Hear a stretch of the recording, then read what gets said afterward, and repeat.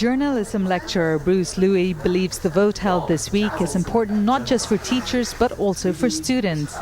He is concerned about what is seen as creeping government interference in university life, potentially impacting his students' future work.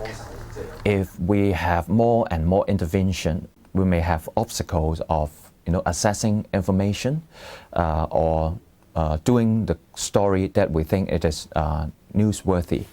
So he's voting in a poll which asks whether the head of the Hong Kong government should continue to act as chancellor of all the public universities. They can eventually control the university's administration, and ultimately all the academics will be directly or indirectly under their control or influence. And this can be very dangerous. The vote has been organized by staff unions at 8 universities.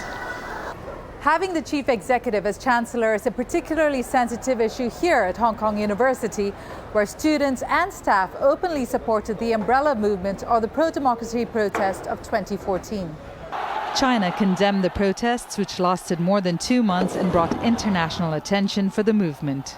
After the umbrella movement, there was a very clear sense that the chief executive was using influence in the universities as a way of, in a sense, reining in the staff and students of the university. Students protested more recently after a known political ally of the chief executive was appointed to the university's governing body. In January, hundreds of students stormed his first council meeting at Hong Kong University, demanding his resignation. And other universities have expressed concern that a growing number of Beijing loyalists are being given positions in their governing councils. Although the referendum is not legally binding, the academic staff who are casting their votes believe it's an important exercise. No matter how the government will treat this referendum, I think this is a very strong message from the academic sector that we really value academic freedom. This is the first time staff are challenging the powers of the chief executive in the higher education sector.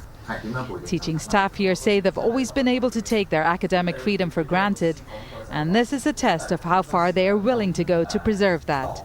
Divya Gopalan, Jazeera, Hong Kong.